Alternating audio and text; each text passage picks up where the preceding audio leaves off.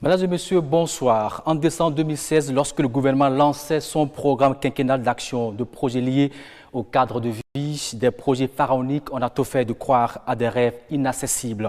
Asphaltage jusque dans les rues ordinaires, logements sociaux à l'échelle inédite, jamais planifiée dans notre pays, le Bénin, marché urbain moderne, gestion des déchets révolutionnaire, intégrant pour la première fois dans notre pays une conurbation, le Grand Nokoé. Sans compter une concentration de moyens pour un combat titanesque, un bouclier de protection de la côte béninoise. Bref, un PAG cadre de vie plutôt gigantesque. 4 ans après, on fait une halte avec le ministre du tutelle, juger ses ambitions à l'aune des réalisations et du cap. José Tonato, c'est le ministre du cadre de vie et du développement durable. Bonsoir, monsieur le ministre. Bonsoir, monsieur Tchoki. Merci d'être avec nous pour faire un peu le bilan de ce qui est fait en 4 ans d'action. Alors, c'est avec mon collègue Loris d'abord que nous ferons l'exercice de reddition de comptes. Bonsoir, Loris. Bonsoir, William. Merci d'être là avec moi. Merci, c'est moi. Bonsoir à toutes et à tous. Bonsoir, monsieur le ministre. Merci Bonsoir, d'avoir accepté l'exercice. Alors, en 2016, plaisir. à votre arrivée en 2016, quel a été l'état des lieux dans votre secteur d'activité? Parler d'état des lieux en très peu de temps serait un exercice très difficile, mais je vais quand même essayer de résumer en 1 minute ce qui a servi de base à l'élaboration de ce que nous avons appelé le projet de société Nouveau Départ. Parce qu'il a fallu faire l'état des lieux dans l'équipe qui était autour du président Talon pour définir, en ce qui concerne le cadre de vie, quelles étaient les actions prioritaires, les actions urgentes à engager. Vous savez que le département du cadre de vie est un département très intégrateur qui comprend des secteurs assez importants comme l'aménagement du territoire, le développement urbain, l'habitat, l'environnement et les eaux et forêts. Exactement. Et donc, ce qui concerne vraiment tout notre cadre de vie, à l'échelle de l'aménagement du territoire, c'est le défi de l'infrastructure. Il y avait un gap en termes d'infrastructures de toutes sortes, interurbaines, intra-urbaines, de différentes natures routières et consorts. Et donc, c'est ce gap-là que nous avons adressé pour élaborer le projet de société. Arrivé au niveau du secteur urbain, il faut regarder 3 champs. Il y a le champ de la planification urbaine. Vous savez, pour conduire un développement urbain harmonieux, il faut vous fixer un objectif. Il faut avoir une vision. Et donc, ce que tout le monde appelle dans d'autres pays le master plan, aucune de nos villes n'avait un plan directeur clairement adressé. Il n'y avait pas de réflexion qui projetait sur l'avenir. Et donc, difficilement, les actions qui étaient des actions d'aménagement et de construction de la voirie, et de l'assainissement et des infrastructures en général étaient des actions un peu parcellisées, au coup par coup, sans une cohérence globale. Dans le secteur de l'environnement, la résilience était pratiquement en lambeaux. Vous avez vu, par rapport à la protection côtière, c'était un désastre au niveau de Cotonou-Est. Par rapport à l'inondation, n'en parlons pas. C'est une vague de 2 séries d'inondations qui venaient vraiment plonger nos populations dans un drame inouï. Donc, le volet inondation également fragilisait nos contrées. Voilà un peu, de façon sommaire, et je ne veux pas aborder la question de la gouvernance, qui est une question fondamentale en matière de cadre de vie. Parce que qu'est-ce qui fait de la planification? Qu'est-ce qui fait de la mise en œuvre? Qu'est-ce qui construit l'infrastructure? Et ensuite l'institutionnel, qui pose les bases de la planification, de la gestion, et donc de la maintenance. La maintenance, vous êtes d'accord avec moi que dans nos villes, ce n'est pas une pratique, ce n'est pas une culture très partagée. C'est donc dans cet environnement de gap, de manque sur plusieurs plans, en matière de planification, en matière d'infrastructure et en matière de gouvernance, que nous avons attaqué la mise en œuvre du programme d'action du gouvernement. Alors justement, par rapport à cela, déjà en 2017, il y avait des maquettes qui étaient présentées aux populations. Déjà, on vous taxait du gouvernement maquettes. Je suis sûr que cela vous faisait très mal. Vous avez souffert de cela, monsieur le ministre? Oui, les maquettes avaient quand même un avantage. Les maquettes démontraient qu'il y avait des études sérieuses qui se faisaient. Avant de passer à la dimension réelle, grandeur nature comme on dit, Je parlais tantôt d'ambition, de vision, de planification. C'est ça la maquette. Ça a beaucoup manqué dans ce pays et c'est ça qui a donné des éléphants blancs que nous avons tous condamnés. Mais les maquettes, pour aller sur le terrain, sans planter les projets, sans perdre du temps, sans gaspiller de l'argent, il faut passer par les maquettes. Vous savez, dans la vie d'un urbaniste, l'urbaniste est professionnellement formé pour ne pas cueillir les fruits de sa pensée, de son action, de son intervention. Et donc, le fait même de ne pas voir ça n'est pas une frustration. On est convaincu que dans 50 ans, dans 100 ans, les résultats seront là. Et par rapport à la vision stratégique que le président de la République a conduite dans le secteur du cadre de vie, nous parlons aujourd'hui du projet asphaltage, mais je puis vous dire, pour la petite position que moi j'occupe aujourd'hui, que le projet asphaltage, c'est peut-être 10% de ce qu'on va commencer à voir à partir de maintenant, parce que tous les projets ont atteint un niveau de maturité, certains sont en appel d'offres, d'autres sont déjà passés, des contrats sont signés, les chantiers démarrent, et à partir de maintenant, jusqu'à plusieurs mois devant nous, ça va être vraiment l'émergence, la visibilité au niveau des différents projets que nous avons conduits et nous pourrions en parler. Alors aujourd'hui, beaucoup de villes ont changé de visage. Cotonou, n'en parlons plus, Porto-Novo aussi. Est-ce qu'aujourd'hui, vous vous dites, voilà, ce que j'avais fait commencer au débat, ça commence pas à se concrétiser? Oui, c'est un peu le sentiment qui nous anime aujourd'hui. Vous savez, le projet asphaltage est un projet, pour parler techniquement, est un projet d'aménagement urbain et d'assainissement urbain. Aménagement de la voirie, et aménagement des réseaux d'assainissement pour canaliser tout ce qui est inondation et tout ça.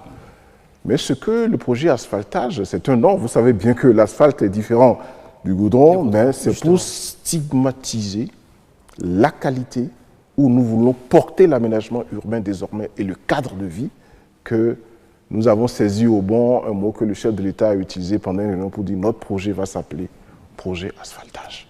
C'est de l'aménagement urbain, donc du revêtement de la voirie, c'est de l'assainissement, mais c'est également un certain nombre de lots spécifiques complémentaires comme l'éclairage public. Nous avons plus de 15 000 lampadaires solaires sur les 195 kilomètres de voirie qui constituent la première phase du projet. On ne voit pas encore ces lampadaires sur la voie. Les marchés sont passés déjà. Et pour ceux qui ont vu la voie qui dessert le site du pèlerinage des Paix, les lampes sont posées. Déjà, donc, toutes les voies qui sont asphaltées aujourd'hui vont recevoir de l'éclairage public solaire, vont recevoir de ce que nous avons appelé des espaces verts. C'est des alignements de plantation. Il en sera ainsi à Cotonou comme dans les 8 autres. Dans les 9 villes concernées, il n'y a pas une seule voie asphaltée du projet asphaltage qui ne va pas recevoir l'éclairage public, l'espace vert, donc les alignements d'arbres, les équipements de sécurité, c'est-à-dire l'équipement des carrefours en feu tricolore, en signalétique verticale et horizontale sur la chaussée, en barrière de carrefour pour protéger les gens et surtout en panneaux d'information des populations. Tout ça sera réglementé. Et enfin, le dernier lot, c'est le lot sur le mobilier urbain qui concerne également les banquettes et les poubelles dans les zones où il y a des délaissés de voirie qui permettent de faire ces aménagements-là. Donc, le projet asphaltage, c'est de la voirie, c'est de l'assainissement et c'est tout l'agrément en termes d'éclairage, d'espace vert, de sécurité et de mobilier urbain. C'est un global sur les 195. Est-ce qu'on aura tout ça avant 2021, monsieur le ministre? Aujourd'hui, la date du dernier lot, qui est le lot le plus long, c'est le lot de Porto-Novo, c'est octobre 2020. Octobre 2020. Octobre 2020. Nous sommes déjà tous les autres lots arrivent à leur fin en juin 2020. Et en juin 2020, à Cotonou, à Semenpodi, à Boïkon, à Abomey, à Lokossa, j'en oublie, à Parakou, à Natitengo, vous verrez le projet asphaltage dans sa forme finalisée, avec tous ces éléments. Alors, si vous permettez, on ira rapidement à la régie pour suivre quand même cet élément qui nous présente un peu Porto-Novo aujourd'hui métamorphosé. Voici le reportage signé Jérôme Humbo.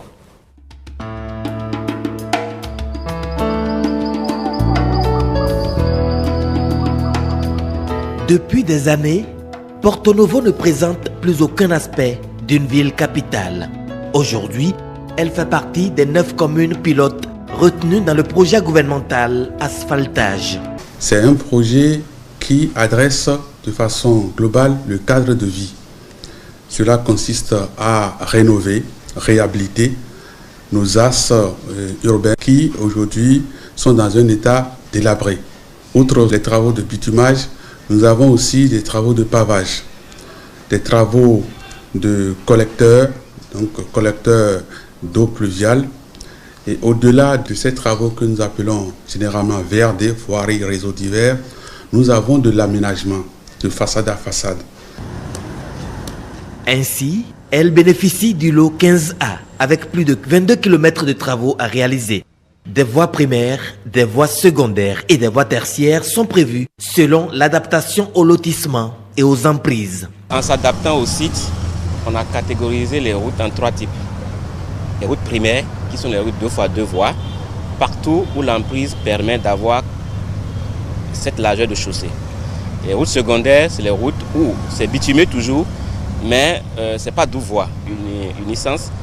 Et les routes tertiaires, c'est les routes où on fait que du pavé, parce que la largeur entre riverain et riverain n'est que de 15 mètres. Donc on ne peut pas avoir des grandes routes bitumées.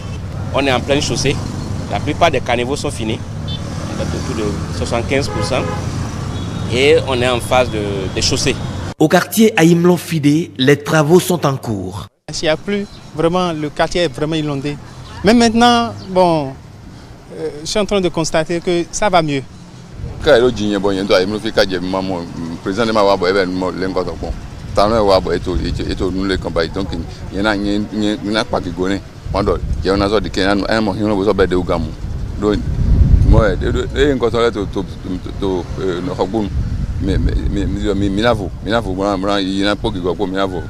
Voici Kandevie Seriki.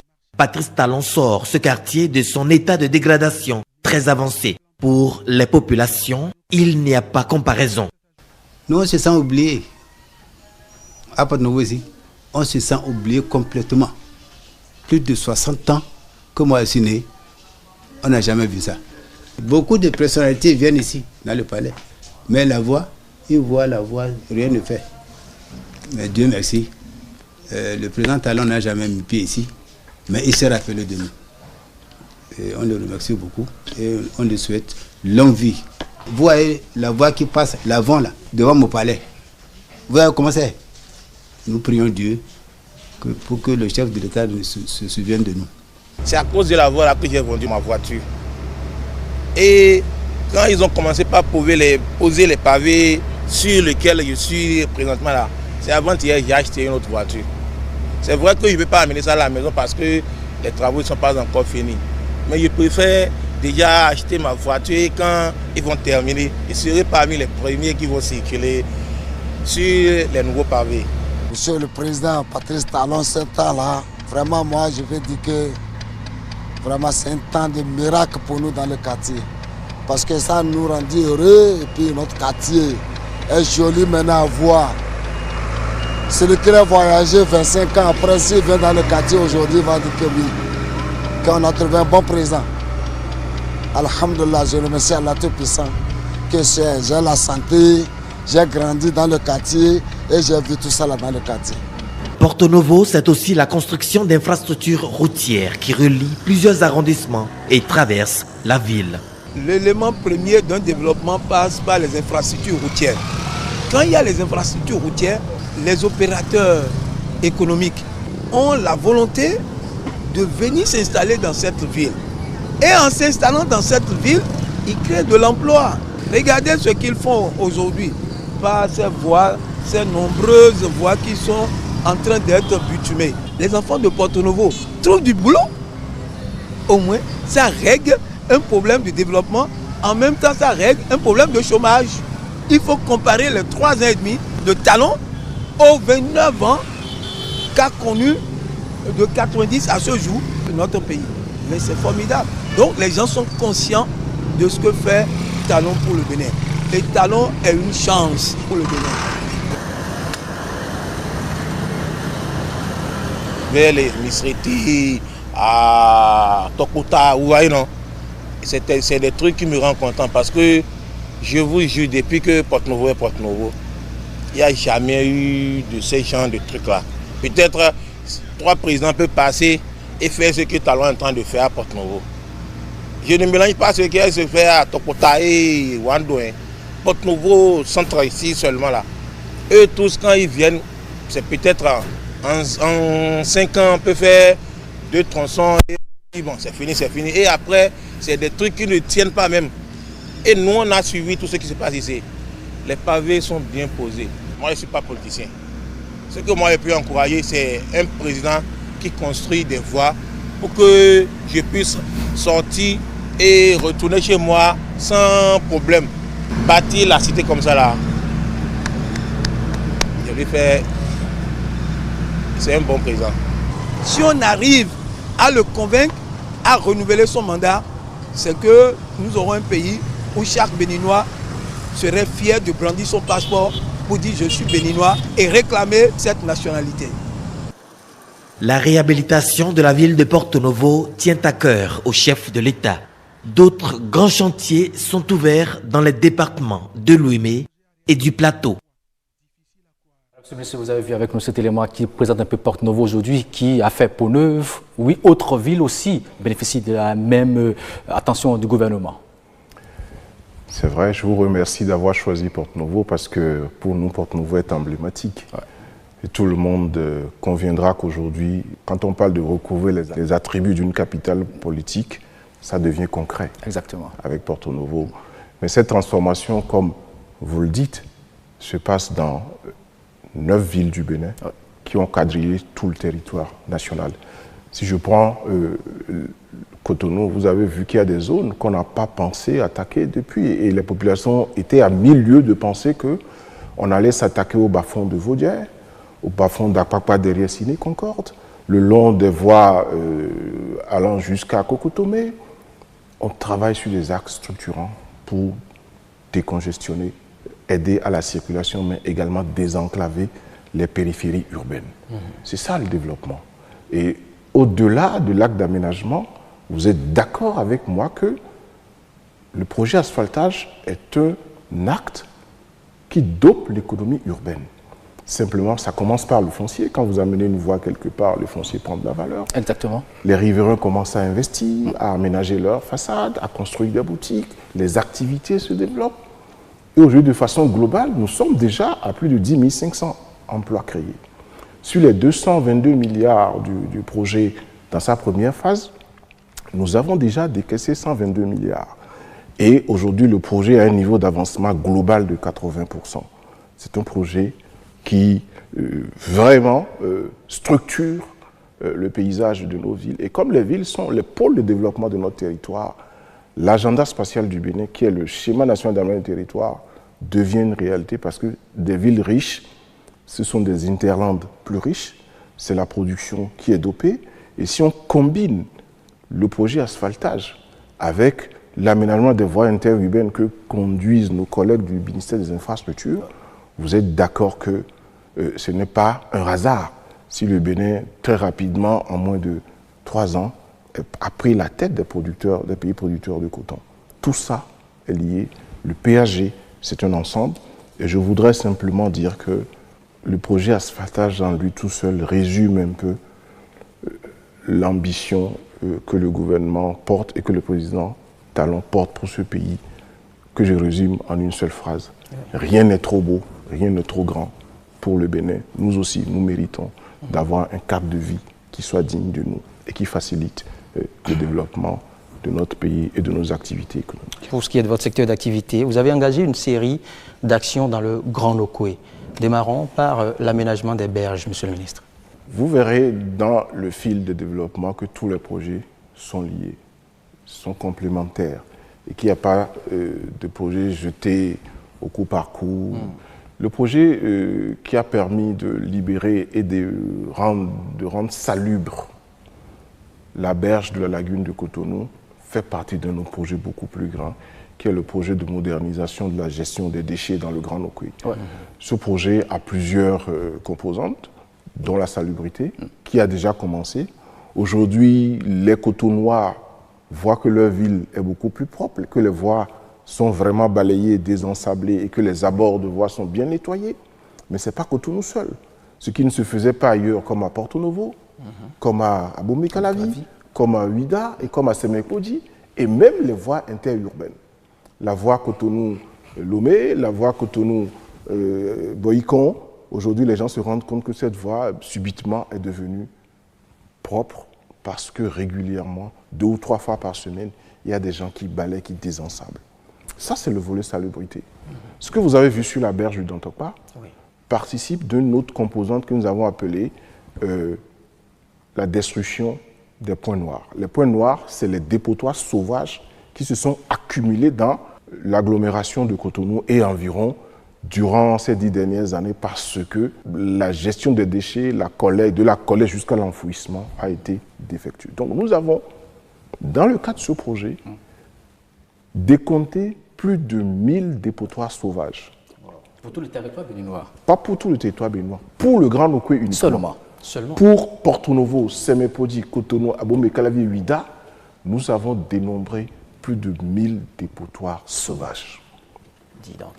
Dont un certain nombre sur la berge de la lagune, qui polluent la lagune, qui fait que les produits halieutiques du Bénin sont interdits d'importation. Les crevettes du Bénin ne vont plus à l'Union européenne.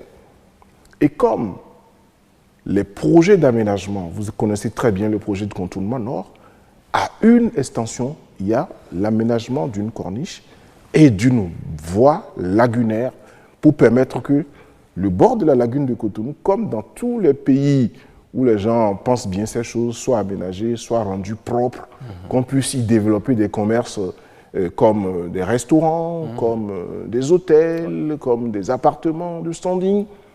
Et donc c'est en prévision du démarrage des travaux d'aménagement de la voie lagunaire que nous avons attaqué immédiatement par le bout du volet de la composante de destruction des points noirs pour nettoyer la berge de Dantokpa. Cette berge-là, nous ne permettrons plus que le fonctionnement du marché et des commerces environnants, salissent cette berge-là. Nous l'avons, avec l'aide du génie des armées, nous avons enlevé tous les déchets.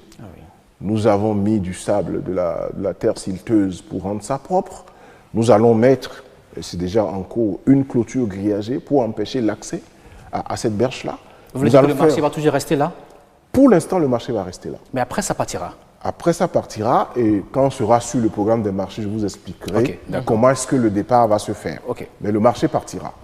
Mais avant ça, vous savez, le président Talon a dit, on ne déplace aucun vendeur d'un marché si le nouveau marché ou l'espace nouvellement construit qui doit l'accueillir n'est pas terminé.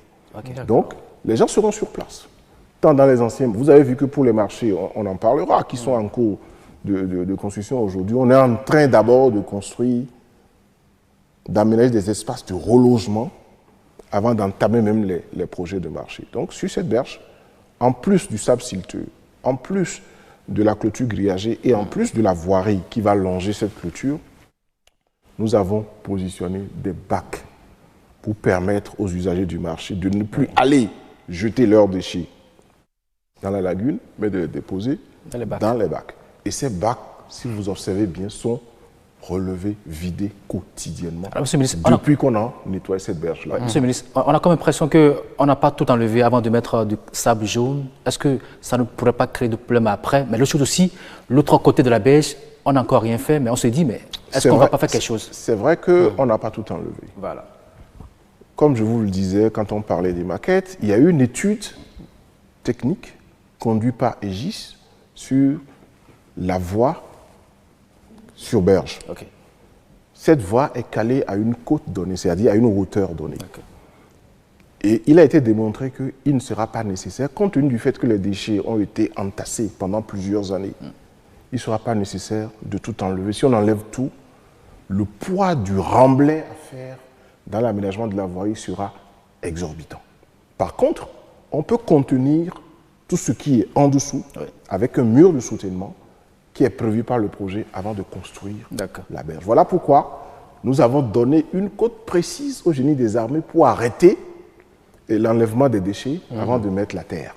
Là, nous sommes déjà, si vous observez bien, à la côte où la voie sur Berge et la voie lagunaire sera construite. Voilà la raison pour laquelle... L'autre côté constitue la deuxième phase de ce projet et nous allons l'entamer bientôt. Nous allons l'entamer parce que de l'autre côté aussi, il y a une voie qui passe que nous avons appelée un barreau. C'est un barreau dédié au transport des poids lourds qui vont quitter directement le port autonome de Cotonou, qui vont passer par un pont dédié, qui vont remonter pour se raccorder directement au contournement nord. Donc, dans un futur assez proche... Toujours avant 2021 ? Le chronogramme attaché à cette berge et au contournement nord n'est pas géré par le ministère du cadre de vie. Exactement, c'est vrai. C'est géré par le ministère des Infrastructures. Et mon collègue pourra vous donner plus d'informations sur le calendrier de mise en œuvre du contournement nord. Donc je parle seulement de ce que je sais de façon globale, mais je sais qu'effectivement, cette berge aussi sera nettoyée. Et ça, c'est nous qui le nettoyons. Mais nous apprêterons le terrain pour que nos collègues du ministère des Infrastructures puissent intervenir pour construire le barreau. Alors justement, quand on parle de Cotonou, Monsieur le ministre, il y a aussi un autre problème, parce qu'on a tout le temps dit que Cotonou a souffert d'un problème, les inondations. Vous avez lancé un programme très important, c'est l'assainissement pluvial. Où en est-on aujourd'hui? Est-ce que déjà les travaux ont démarré? Quand le président Talon est arrivé en 2016, on disait que l'échéance la plus proche qu'on avait pour finaliser la question des inondations, c'est 2038. Donc, pour finaliser le plan d'assainissement pluvial de Cotonou, dans le meilleur des cas, nous devrions aller jusqu'en 2038. Le taureau a été pris par les cornes. Nous avons finalisé toutes les études techniques. Nous sommes allés à une table ronde des bailleurs le 17 janvier 2018. Nous avons mobilisé 238 milliards de francs avec 6 partenaires différents. Le lead est tenu par la Banque mondiale. Il y a la Banque africaine de développement, il y a la Banque ouest-africaine de développement, il y a la Banque européenne d'investissement, il y a la Banque islamique de développement, la BID, et puis il y a l'AFD, l'Agence française de développement. Nous avons 6 bailleurs qui nous ont aidés à rassembler les 238 milliards. À la date où je vous parle, toutes les études techniques et tous les DAO sont prêts. À la date où je vous parle, on est en train de finaliser le recrutement de l'agence de maîtrise d'ouvrage déléguée, qui est conduite sous le contrôle de la BEI. Et dans le 3e et le 4e trimestre de cette année, les appels d'offres vont partir. Ça veut dire quoi? Que sur l'ensemble des bassins de la ville de Cotonou, nous allons lancer les appels d'offres et que les travaux vont démarrer de façon progressive. Le plan d'assainissement pluvial de Cotonou, à partir de fin 2020, va durer 6 ans de travaux. 6 ans de travaux. En dehors de ces des dizaines de kilomètres d'ouvrages d'assainissement, en plus de ce qui se fait aujourd'hui à asphaltage, ce plan comporte également 60 km de voirie aménagée dans le cadre du plan d'assainissement. Donc, toujours pour la ville de Cotonou. Toujours pour la ville de Cotonou, le linéaire aménagé va s'accroître. Quand on parlait d'asphaltage, je n'ai pas mentionné que nous sommes déjà en train de préparer sous les instructions du chef de l'État la phase B. On a dû passer en 3 phases le projet asphaltage. On voulait passer en 2, mais la circulation serait très difficile à gérer dans nos villes. Si on bloquait la moitié de la ville pour le projet asphaltage, donc on a dû découper en 3. On prend le tiers, on laisse circuler les gens. C'est plus facile d'aménager les voies de déviation. Mais nous préparons déjà la phase B, qui va démarrer dès la fin de la phase A. Voilà un peu comment ça s'enchaîne entre l'assainissement pluvial et le projet asphaltage. Vous allez peut-être me demander, mais et l'assainissement des autres villes qui reçoivent le projet asphaltage? Justement. Aujourd'hui, nous avons conduit sur ce projet, on a ce qu'on appelle PAP, plan d'assainissement pluvial des villes secondaires. Nous sommes très avancés avec la Banque africaine de développement pour que, de façon parallèle, on démarre également l'assainissement de ces villes secondaires. L'asphaltage a pris en charge une partie de cet assainissement parce que si vous faites une voie et que vous ne l'assainissez pas, elle ne va pas vite, elle ne va pas durer.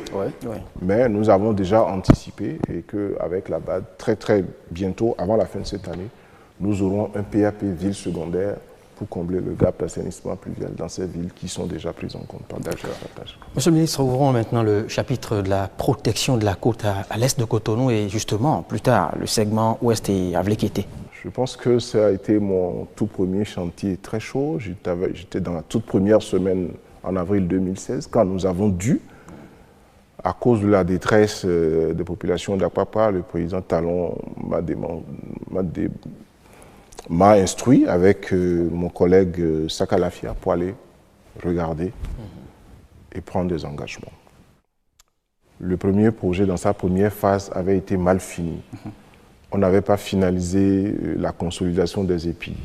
On n'avait pas rempli les caissons qui étaient entre les différents épis. Du fait que, et de ce fait, la mer a recommencé ses dégâts de plus belle. Pour stopper ça, nous avons pris le taureau par les cornes. Nous avons finalisé les études. Nous avons levé le financement. Et l'engagement qu'on a pris avec les populations, c'était que dans un délai d'1 an, personne ne nous croyait le jour-là, on nous avait même hué. On nous avait hué le jour-là et on comprenait très bien. Mais avant ce délai d'1 an, nous avions inauguré l'aménagement, la protection côtière à l'est de Cotonou. Tout le monde a vu le 15 février 2018 le président Talon lui-même sur le terrain pour aller voir si tout se passait bien, donner de nouvelles instructions. C'est ça qui a donné vie au lac marin de Donatin, puisque là, aujourd'hui, ici ne sera plus de la protection côtière. Parce que ce qui permet la soutenabilité de la protection côtière, c'est l'aménagement balnéaire, c'est le développement du tourisme. Et aujourd'hui, après le lac marin, nous voulons faire une marina pour que le programme hôtelier qui va se développer sur l'ancien espace de PLM Alédio puisse disposer d'infrastructures balnéaires importantes, dignes de drainer les touristes de la sous-région et du monde entier. Donc, à ce niveau, la protection côtière est terminée. Sur Avlekété, nous sommes passés de 4 à 5 km de digues parce que la demande est très forte. Quand le président est parti, chaque fois qu'il descend sur le terrain, les projets prennent une autre envergure. Nous sommes passés immédiatement de 4 à 5 km de digues. Nous sommes passés également à un aménagement confortatif pour créer un véritable lac marin, parce que tout le monde le sait, mon collègue du tourisme vous le dira, le Club Med a déjà signé avec nous. Il y a une autre chaîne internationale, Bayern Tree, qui est connue dans le monde asiatique et consort, qui fait des resorts 5 étoiles, a déjà signé avec nous. Nous avons beaucoup de demandes. Du coup, on renforce l'investissement qui a été fait au niveau de ces digues. C'est ça qui attire.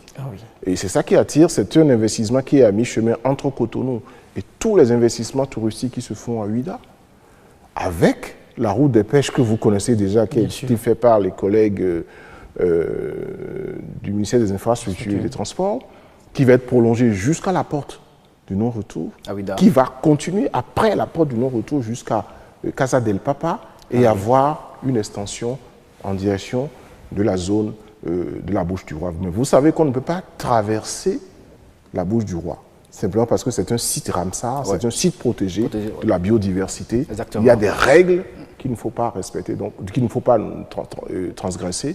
Donc par rapport à ça, nous sommes en train d'étudier les aménagements qu'il faut faire pour développer également le tourisme dans cette zone. Il reste seulement le troisième segment, qui est le segment ouest, que nous partageons avec le Togo, mais qui est dans un programme régional WACA, dont également les études sont terminées et dont les travaux vont démarrer, si tout va bien, dans le dernier trimestre de 2020. Alors, on était sur le terrain avec vous le jour où vous étiez parti, où les gens étaient presque déçus. Après, on est reparti sur le terrain pour voir si vraiment ces populations sont contentes de ce qui est fait par le gouvernement. Voici le reportage toujours signé par Jérôme Humbo. Ici, sur la plage du quartier Jacques à Cotonou, Doris Alapini a installé depuis plus de 10 ans son restaurant au prix d'un lourd investissement. Mais la mer, dans sa fureur, ne lui a laissé aucune chance. Elle a investi des centaines de millions là. Et ce qu'on appelle ça, des personnes de 1 mètre 20 sur 4 mètres de profondeur. Rien que de béton. Allez imaginer, sur près de 200 mètres. Et après ça, elle a continué le rechargement. Sinon, le quartier aussi serait atteint. Honnêtement, je suis très malade actuellement de tout ça. Et je suis fatiguée. Mais malgré que je suis malade de tout ça, de toute cette pression, je vais quand même continuer le combat. Je crois que d'ici 1 an, non seulement le restaurant va partir, le quartier qui est derrière vous, et ensuite toute la ville. Les efforts des autorités d'alors n'ont pas été concluants. Mais à partir de 2016, une lueur d'espoir se concrétise pour Doris. Le gouvernement de Patrice Talon a pris la mesure de la question de l'érosion côtière.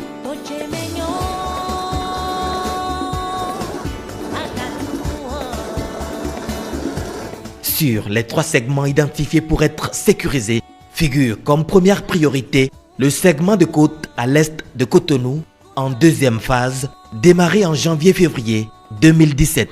Sur l'est de Cotonou, la 2e phase de protection côtière a permis d'installer de nouveaux épis et de densifier donc le système de protection sur 15 km de côte. Nous avons installé de nouveaux épis de protection côtière. Nous avons rechargé systématiquement l'ensemble du segment de côte allant du chenal de Cotonou jusqu'à la hauteur de la commune de Sémékodi, au niveau des zones de postes de péage d'Ekwe et de CIV. Ces travaux ont permis de construire 4 épis, d'injecter plus de 4 500 000 mètres de sable au moyen donc d'un dragage par navire et refoulement sur la plage. Ces travaux sont achevés et réceptionnés comme cela se doit, même avant le délai contractuel. Donc les performances réalisées l'ont été grâce, disons, à la coordination du ministre du cadre de vie et du développement durable. Ces recommandations et instructions ont été suivies à la lettre, au point où l'entreprise et la mission de contrôle qui ont été mobilisées ont dû mettre les bouchées doubles pour que nous ayons ces résultats. La dernière réception provisoire, qui fait office de la réception provisoire globale, a été prononcée le 18 juillet dernier. Aujourd'hui, Doris retrouve son sourire car son restaurant reprend vie. Elle est fière de ce combat. L'érosion côtière, c'est très simple. C'est un travail à vie. Et c'est un travail pour les générations qui ne sont même pas encore nées. Nous, on fait qu'un combat, que nos enfants vont continuer. Et les enfants qui ne sont pas nés vont continuer.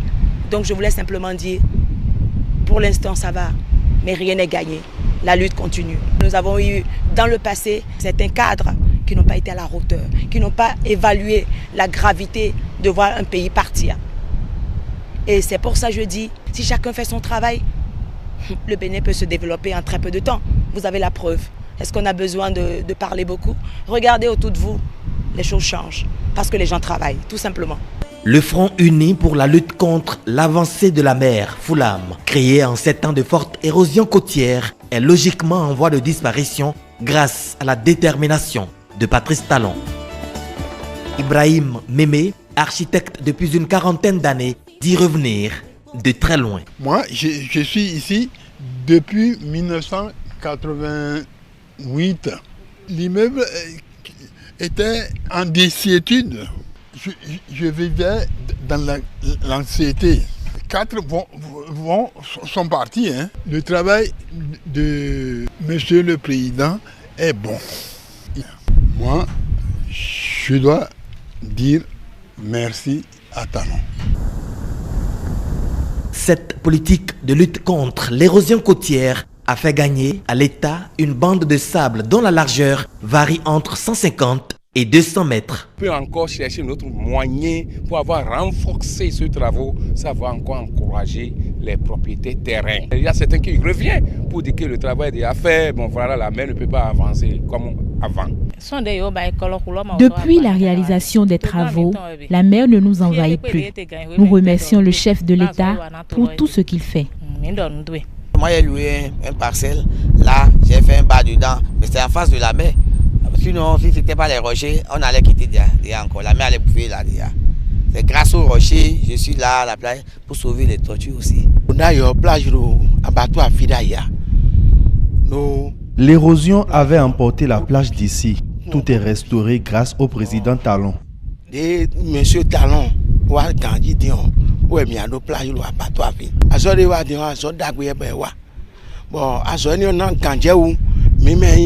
Bon, les travaux nous rassurent et beaucoup ont repris la construction de leur maison. Bon, gege le voton. Que le président continue ses œuvres de développement pour ce pays, on en est fiers. Dans les quartiers Akpakpa Dodoma et Donatin, le gouvernement a décidé de créer un lac marin puisque désormais la fatalité est en train d'être vaincue. En zone côtière, je pense, et au regard donc des résultats que nous enregistrons depuis 2016, nous sommes fondés à dire que nous sommes en train de vaincre une certaine fatalité. Je peux vous donner un exemple précis. En 2011, 2012, 2013, 2014 et 2015, nous avons toujours enregistré des décès à la plage de Cotonou. Mais depuis 2016, 2017, c'est terminé. Les populations peuvent en témoigner. D'ailleurs, elles en témoignent. Et je voulais dire au président de la République qu'il a le soutien de beaucoup de Béninois, particulièrement ceux qui travaillent, parce que nous apprécions énormément ce qu'il fait. Et nous allons le soutenir de près ou de loin. Nous allons mener le combat avec lui pour que notre pays se développe. Je voulais aussi envoyer ce message à le ministre Onato. Je voulais leur dire, lui et son équipe, tous mes remerciements et toutes mes félicitations. Je voulais dire particulièrement à M. Philippe Zoumenou qu'aujourd'hui, je lui dis en tout cas merci. Sur les 125 km de façade maritime, plusieurs œuvres artistiques et touristiques sont prévues et elles vont être réalisées à coup sûr. Les populations y sont tristes aujourd'hui, elles sont joyeuses de voir quand même que notre côte est plus ou moins protégée et qu'il y a d'engraissement. Oui, je suis heureux de le constater. Et comme je le disais, l'asphaltage, c'est moins de 10% de visibilité. Ouais. Nous travaillons pour le maximum de visibilité. On le fait pareil dans le domaine des logements, dans le domaine des marchés, dans le domaine des cités administratives et autres. Nous accompagnons tous nos collègues qui sont dans le domaine du sport, de la culture, pour des travaux de qualité. La marque de fabrique du président Talon, c'est une bonne planification et des travaux de qualité. L'exigence dans le contrôle. Ça, tous ceux qui travaillent aujourd'hui, les entreprises, comme les missions de contrôle, ont dû l'apprendre à leur dépens, que ceux qui ne font pas bien leur travail sont remerciés. Et sans ménagement, que ce soit béninois ou étranger, nous n'avons pas d'état d'âme. Et le président est extrêmement exigeant. Nous allons vers des travaux qui vont tripler, quadrupler la durée de vie de nos infrastructures. Anecdotiquement, les gens parlent déjà de l'épaisseur du goudron Talon, qui est différent des autres goudrons, par exemple. C'est vrai. Monsieur le ministre, on va poursuivre cet entretien puisqu'on a encore quelques minutes. Autre volet des réformes et actions engagées au ministère du cadre de vie et du développement durable, c'est bien sûr les marchés modernes et les logements sociaux. Où en êtes-vous, monsieur le ministre? Sur les marchés, je l'ai abordé brièvement. C'est un programme qui débouche sur le déménagement définitif du marché d'Antokpa. Mais avant, vous savez, le marché d'Antokpa a du gros, a du semi-gros, a du détail, a du commerce du noble et consorts. Et c'est pour ça qu'on a un programme en 3 parties.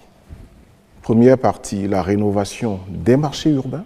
Actuellement, à Cotonou, nous avons lancé 9 marchés qui sont en cours de construction, pour lesquels nous avons pratiquement multiplié par 1,5 fois, plus d'1,5 fois leur capacité d'accueil. Et ces marchés vont accueillir ceux qui font le détail à Dantokpa, vont être accueillis par ces marchés-là. Le deuxième pan, c'est le marché de gros. Le marché de gros d'Akasato, que nous avons appelé la plateforme agroalimentaire du Grand Nokoué.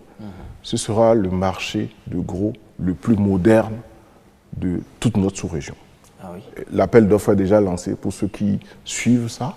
Et normalement, au bout de 90 jours, le chantier démarre pour 12 mois. Pourquoi 12 mois? Parce que c'est une super structure légère. C'est une plateforme béton et infrastructure. Ensuite, le marché de gros est comme un kit qu'on vient monter dessus. Ça veut dire que d'ici à la fin de l'année 2021, nous aurons notre marché de gros.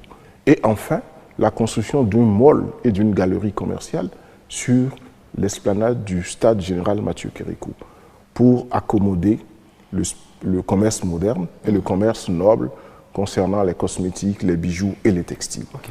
Tout ça est lancé. Tout ça est lancé. Et c'est quand ces projets seront terminés que le déménagement sera fait.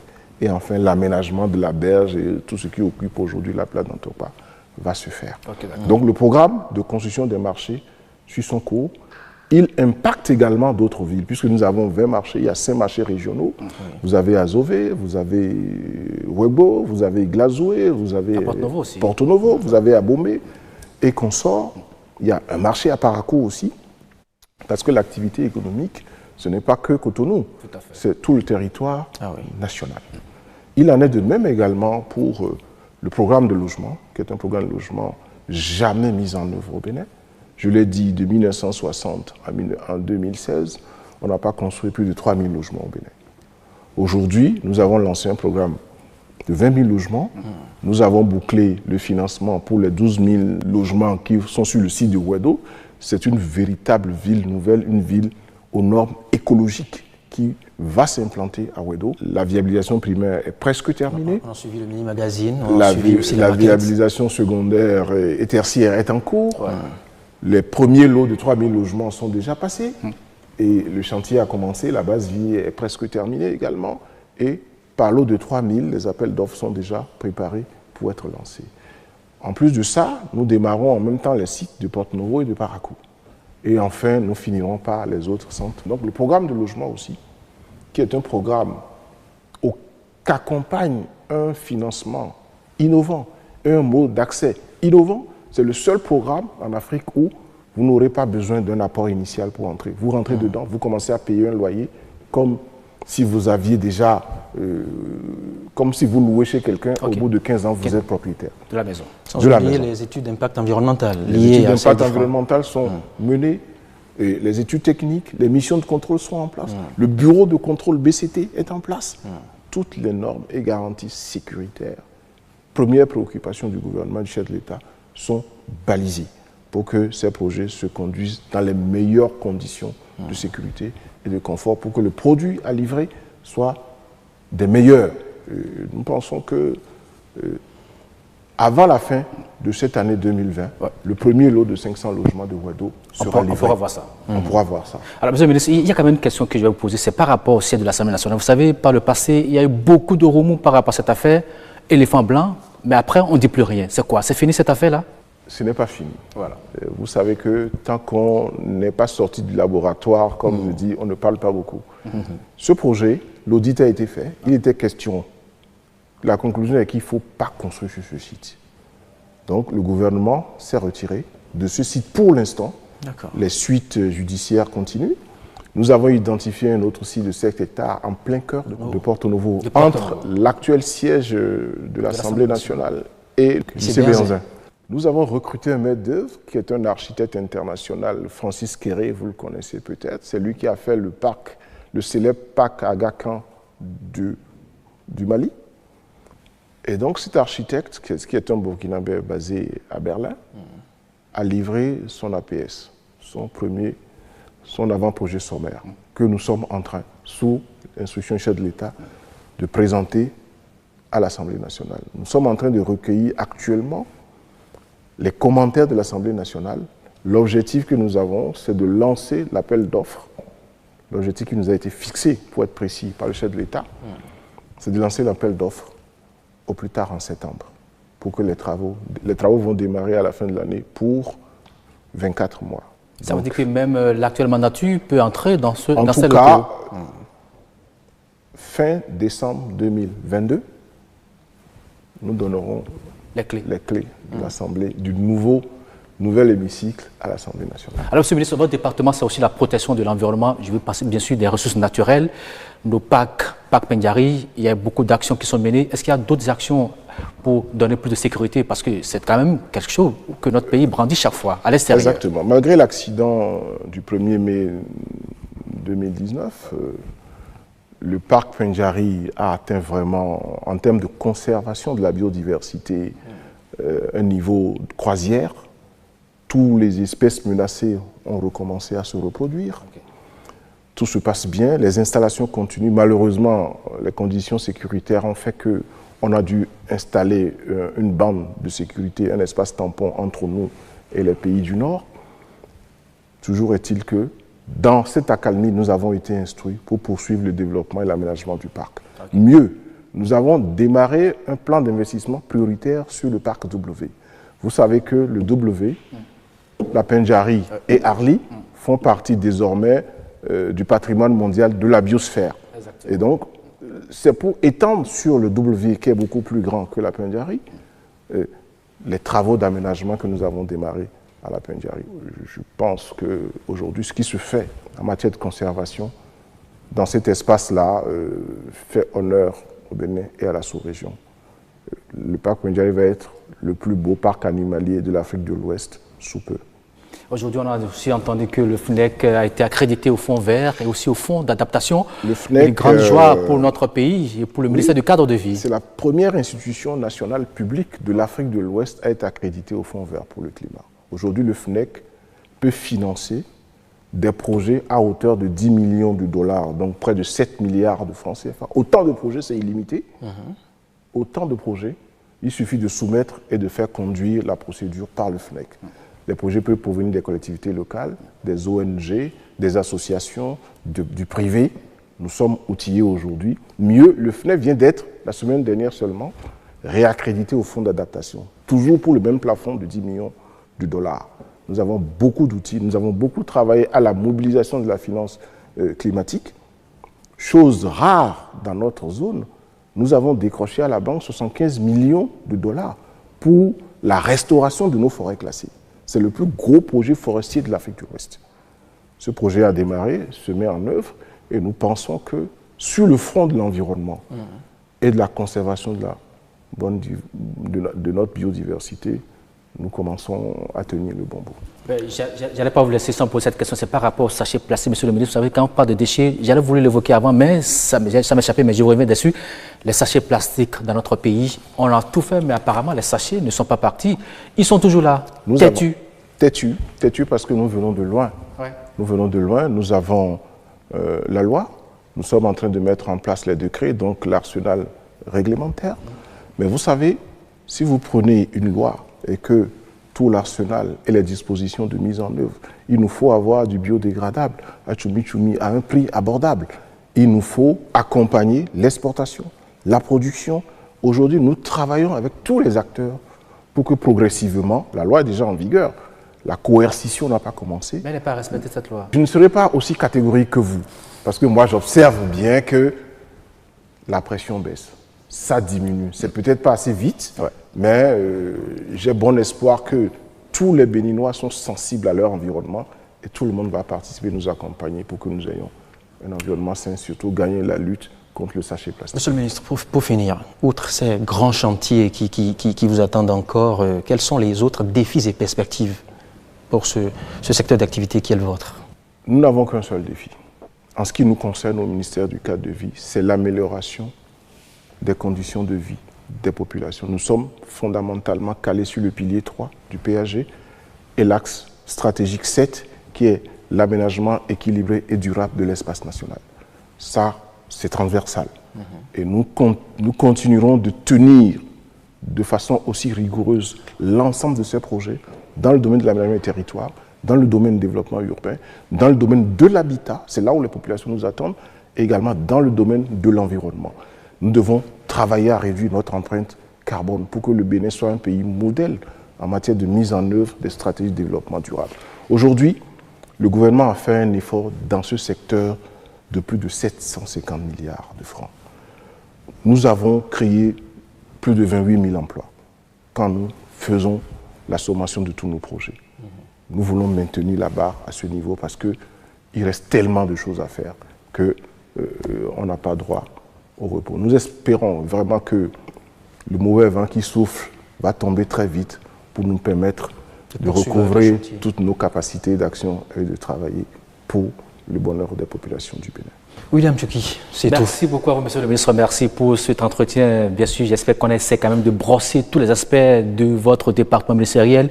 Certainement qu'on aura d'autres créneaux pour revenir davantage dessus. Merci pour votre participation et bonsoir.